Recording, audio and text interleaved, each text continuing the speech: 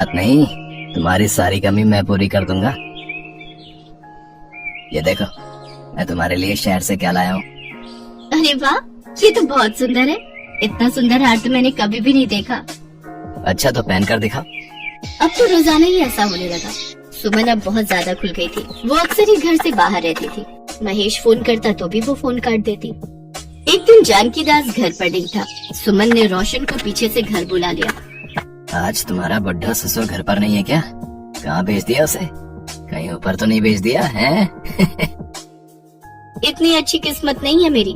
अपने भाई से मिलने गए हैं। बोल रहे थे शाम तक लौटेंगे, इसलिए मैंने सोचा कि आज तुम्हें ही घर पर बुला लेती हूँ। इससे अच्छा मौका और नहीं मिलेगा। चलो फिर बोतल खोलते हैं। मैं मुर्गा भी लाया हूँ। मैंने कब से मुर्गा नहीं खाया। मेरे तो मुंह में पानी आ रहा है। तुम बैठो, मैं अभी ग्लास और प्लेट लेकर आती हूँ। रोशन और सुमन उस दिन खूब शराब पीते हैं। दोनों नशे की हालत में बिस्तर पर लेटे हुए थे। तभी जानकी दास आ जाता है और दोनों को उस हालत में पकड़ लेता है। ये सब क्या हो रहा है सुमन बहू? तुम महेश के पीठ पीछे ये सब कर्म कर रही हो। तुम्हें शर्म नहीं आती? तुम शादीशुदा औरत होकर एक पराये मर्द के साथ इस हालत में। इस लड़के को कहो अभी निकल जाए इस घर से, वरना मुझसे बुरा कोई नहीं होगा। मैं नहीं चाहता इस चार दीवारी के बाहर कोई बात जाए, नहीं तो मेरे बेटे की कितनी बदनामी होगी ये तुम नहीं जानती हो। बेचारा मेरा बच्चा शहर में खून पसीना बहाकर मेहनत करके 4 रोटी के लिए पैसे कमा रहा है और तुम यहाँ उसके पीठ पीछे। छी, मुझे तो शर्म आती है। रोशन वहाँ से चुपचाप चला जाता है। मुझे माफ कर दो बाबूजी, मैं अब ऐसा नहीं करूँगी। मैं वादा करती हूँ, मुझसे गलती हो गई। आप महेश को कुछ मत बताना। मैं उस लड़के से कभी नहीं मिलूंगी। सुमन जानकी दास से माफी मांगती है। अपने घर की बदनामी ना हो, इस डर से जानकी दास चुप हो जाता है। एक दिन महेश अचानक घर आता है। जानकी दास उस समय बाजार से कुछ सामान लेने गए हुए थे। सुमन महेश को देखकर रोने लगती है। क्या हुआ सुमन? तुमने मुझे अचानक फोन करके क्यों बुलाया? महेश, मुझे तुमसे बहुत जरूरी बात करनी है। इतना कहकर सुमन महेश को कुछ बताने लगी, जिसे सुन बाजार से डायपर खरीद कर ले आई और रात को उसे पहनकर निश्चिंत होकर सो गई। अगले दिन सुबह जब रौनक ऑफिस जाने के लिए तैयार होने लगा तो उसने अपने कपड़े लेने के लिए अलमारी खोली तो वहाँ पर रखा डायपर का पैक उसने देख लिया। वो शर्मिली से पूछता है, डायपर? अरे शर्मिली, ये एडल्ट डायपर किसका है? जी ये आपके गबरू के लिए है। आजकल घर में हर जगह गंदगी फैलाए रखता है, जहाँ मर्जी सुसु पोटी कर देता है। वो अपने पति से ये सब बातें कर ही रही होती है कि तभी उसकी सास शांति वहाँ पर आ जाती है। हाँ बिल्कुल सही कह रही है बहू। अरे कल तो इसने तुम्हारी बिस्तर पर ही पोटी कर दी थी। गबरू, क्या ये सब सच है? आप इससे क्या पूछ रहे हो जी? ये कौन सा आपसे कुछ बोलकर आपको सारी बात बताएगा? भले ही ये कुछ बोल ना पाए, पर झूठ भी तो नहीं बोलेगा। इंसान थोड़े ना है ये। शर्मिली हर रोज डायपर पहनकर सोती और अगले दिन सुबह जाकर उसे घर के पीछे नाली में फेंक देती। लेकिन एक रोज जब वो डायपर फेंकने गई तो एकदम से आंधी चलने लगी और वो डायपर उड़ते हुए एक पड़ोसन के ऊपर जा गिरा। डायपर में पोटी लगी हुई थी। पोटी वाला डायपर देख तो उस पड़ोसन का दिमाग ही खराब हो गया। उस पड़ोसन का नाम ओमवती था। उसकी शर्मिली की सास से बिल्कुल भी नहीं बनती थी और वो डायपर देख चिल्लाते हुए कहती है, इस शांति को तो मैं बताती हूँ, गंदा डायपर मेरे ऊपर फेंकते हुए से शर्म नहीं आती। ओमवती शांति से लड़ने के लिए उसके घर पहुंच जाती है। शांति, अरे ओ शांति, क्या हुआ ओमवती, क्यों चिल्ला रही है? तुझे क्या लगा कि तू मेरे ऊपर पोटी से भरा हुआ? अरे हम तेरे ऊपर डायपर क्यों फेंकेंगे? ये जरूर हमारे गबरू कुत्ते का काम है। हाँ, ये पक्का कुत्ते का काम है। मुझे बेवकूफ समझ रखा है क्या तुम दोनों ने? भला कोई कुत्ता किसी के ऊपर डायपर फेंक सकता है? मैं अभी पुलिस स्टेशन में तुम लोग के खिलाफ रिपोर्ट लिखवाऊंगी। इतना कहकर ओमवती वहाँ से सीधा पुलिस स्टेशन चली जाती है। कुछ देर बाद पुलिस उनके घर पहुंच जाती है। रौनक भी ऑफिस से घर पहुंच जाता है। पुलिस ने रौनक को खूब उल्टी सीधी बातें सुनाई। उधर शर्मिली ने अपना सारा दोष गबरू के ऊपर डाल दिया। ये सब सुनकर रौनक गुस्से में आ जाता है। गबरू, मैं तो तुझे बहुत सीधा समझता था, लेकिन ऐसी हरकतें करके तूने मोहल्ले में मेरी नाक कटवा कर रख दी। मैंने तो तुझे बहुत प्यार किया, लेकिन तूने ही ये सिला दिया मेरे प्यार का। अब मैं तुझे इस घर में एक पल भी और रहने नहीं दूंगा। चल निकल मेरे घर से। रौनक ने गबरू को अपने घर से निकाल दिया और बेचारा गबरू रोते हुए चुपचाप वहाँ से चला गया। हालांकि वो ज्यादा दूर नहीं गया। अरे रुको, इन्हें क्यों फेंक रहे हो? इन्हें रहने दो, मेरा मतलब है किसी के काम आ जाएंगे। नहीं, आज इस डायपर की वजह से मेरे घर पर पुलिस आई है। मैं इसे अपने घर पर और नहीं रख सकता।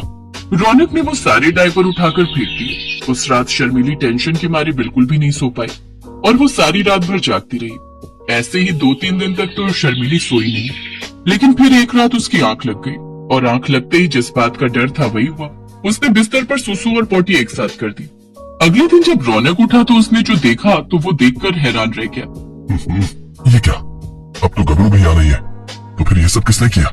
शर्मिली अब और झूठ ना बोल सकी और रोते हुए उसने सारा सच रौनक के सामने बोल दिया। मुझे माफ कर दीजिए जी, मुझसे गलती हो गई, मुझे बचपन से ही ये रोग है। इसका मतलब ये सब तुम कर रही थी और डायपर भी इसीलिए खरीदा था और सारा का सारा इल्जाम मेरे गबरू पर डाल देती थी। मुझसे गलती हो गई जी, मुझे माफ कर दीजिए। अभी तो मैं अपने गबरू को ढूंढने जा रहा हूँ, तुमसे तो मैं आकर निपटता हूँ। रौनक पागलों की तरह गबरू को सड़क पर चलते हुए ढूंढ रहा था कि तभी पीछे से एक तेज रफ्तार कार आई। वो रौनक को टक्कर मारने ही वाली थी कि गबरू ने रौनक को जोर से धक्का दे दिया। रौनक दूर जा गिरा। रौनक को बचाते हुए गबरू को हल्की चोटें आ गई। गबरू, मेरा गबरू, तुझे तो चोट आई है, मैं अभी तुझे हॉस्पिटल ले चलता हूँ। रौनक गबरू की मरहम पट्टी करवा कर उसे घर ले आता है। देखो शर्मिली, आज तुम्हारे झूठ की वजह से मेरे गबरू को चोट आ गई। आज मेरी जान बचाकर उसने अपनी जान की बाजी लगा दी। मुझसे गलती हो गई जी, अगर मैं अपनी बीमारी आपसे नहीं छुपाती तो आज ये सब नहीं होता। कोई बात नहीं शर्मिली, हम तुम्हें डॉक्टर के पास ले जाएंगे और तुम्हारा इलाज करवाएंगे। हाँ बहू, तुमने अपनी गलती स्वीकार कर ली, ये बड़ी बात है। रौनक और शांति शर्मिली को अच्छे से डॉक्टर के पास ले जाकर उसका इलाज करवाते हैं। हस्तिनापुर गांव में रहने वाली सरोज के 5 बेटे थे। उसका पति जगदीश पेशे से एक कपड़ा व्यापारी था। कुछ वर्षों पहले जगदीश का स्वर्गवास हो गया था। समय के साथ सरोज के सभी बेटे जवान हो गए और उन्होंने पिता के कपड़ों के सीमित कारोबार को बड़े उद्योग के कारखाने में बदल दिया। पूरे गांव में उन्हीं के चर्चे हुआ करते थे। अरे सरोज के 5 बेटों ने मिलकर सरोज का मान ही बढ़ा दिया भाई। पहले तो पिता के छोटे मोटे कारोबार को इतना फैलाया और फिर उसी कमाई से इतना चौरस घर खड़ा कर दिया। 100% सच कहा रमेश भाई। अमीर रईस होने का सरोज के मन में जरा भी अहंकार नहीं है। जरूर ही पिछले जन्म में इसने पुण्य किए होंगे, तभी जाकर इस कलयुग में इसे 5 पांडव पुत्र का सौभाग्य प्राप्त हुआ है। सरोज के प्रति गांव वालों के मन में काफी इज्जत थी। पैसे वाली होने के बावजूद भी उसके अंदर बिल्कुल घमंड नहीं था। अरे मेरे 5 पांडु, यहाँ पर आओ। माँ, कारखाने पर जाने के लिए देरी हो रही है, शाम को बात हो सकती है। कामकाज के प्रति क्या इतना मशरूफ हो गए हो तुम लोग, जो पल भर के लिए अपनी माँ के पास नहीं बैठ सकते? मोहन भैया, तुम माँ की बात सुन लो, हम चारों कारखाने जा रहे हैं। अरे ठहरो, मुझे तुम 5 से बातचीत करनी है। ये तस्वीरें देखो, मैंने तुम 5 भाइयों के लिए लड़कियां पसंद की हैं। सभी खानदानी और रईस खानदान की हैं। ऐसा सुनकर 5 भाई एक दूसरे का मुंह ताकने लगते हैं। तभी उसका तीसरा बेटा कहता है, माँ, ऊपर वाले की दया से आपके 5 बेटे अपने पैरों पर खड़े हैं। माँ, शुरुआत से ही हम 5 भाइयों की सोच यही रही है कि हम गरीब घरों की बेटियों को ही इस घर में दुल्हन बनाकर लाएंगे। माँ, प्रदीप सही कह रहा है। अरे पगला गए हो क्या तुम लोग? अगर मैं किसी गरीब की बेटी को ब्याह कर लाऊंगी तो लोग सैकड़ों बातें बनाएंगे। गरीब अमीर का मेल भी नहीं देखा कहेंगे। माँ, आपको जमाने की पड़ी है, बल्कि ये सोचो कि किसी गरीब की बेटी का हाथ थामने से किसी गरीब पिता को साहूकार का कर्जदार नहीं होना पड़ेगा। सरोज, लो भाई, आ गया दिनेश पेप्सी पानी पूरी वाला। आइए आइए और पेप्सी पानी पूरी खाइए। पानी पूरी खाने का एक नया अंदाज। आइए आइए। दिनेश जैसे बाजार में अपना ठेला लाते हुए आवाज लगा रहा होता है तो पहले से वहाँ खड़े पानी पूरी वाले उसका मजाक उड़ाते हैं। पेप्सी पानी पूरी अब पानी पूरी में पेप्सी डालकर बेचेगा क्या ये आदमी है? अरे लोग तो ऐसी पानी पूरी चखते ही उल्टियाँ करने लगेंगे भैया। सही कह रहा है भोला तू, देखना तू 10 दिन भी नहीं टिकेगा यहाँ पे। सभी पानी पूरी वाले उसका मजाक उड़ा रहे थे, लेकिन ग्राहक उसकी तरफ हैरानी से देख रहे थे। अरे देख तो नेहा, कोई नया पानी पूरी वाला आया है, चल तो सही इसकी पेप्सी वाली पानी पूरी चख कर आए, आखिर ये होती कैसी है। हाँ हाँ चल। अरे भैया जरा हमारे लिए एक प्लेट लगाना तो। वैसे कितने का एक प्लेट? जी सिर्फ 20 रुपए प्लेट। फिर जैसे ही काजल और नेहा उस पानी पूरी को अपने मुंह में रखती है, वो तो खुशी से पागल हो उठती है। अरे वाह वाह वाह वाह, इसका पेप्सी वाला पानी पूरी तो बड़ा ही कमाल का है रे। क्या स्वाद है, मजा ही आ गया। क्या लाजवाब मजेदार पानी पूरी है। अरे इसके आगे तो सबकी पानी पूरी फेल है। सुनो भाइयों बहनों, इस पेप्सी पानी पूरी वाले की पानी पूरी तो लाजवाब है। सब खाओ, दिल खोल कर खाओ। लेकिन भैया हमरे लिए पहले एक एक प्लेट और लगाओ। उन दोनों के इतना कहते ही दिनेश के ठेले के आसपास भीड़ लग जाती है। सभी उसकी पानी पूरी को चखने के लिए बेताब हो जाते हैं। भैया मेरे लिए जल्दी से एक प्लेट लगा दो भैया।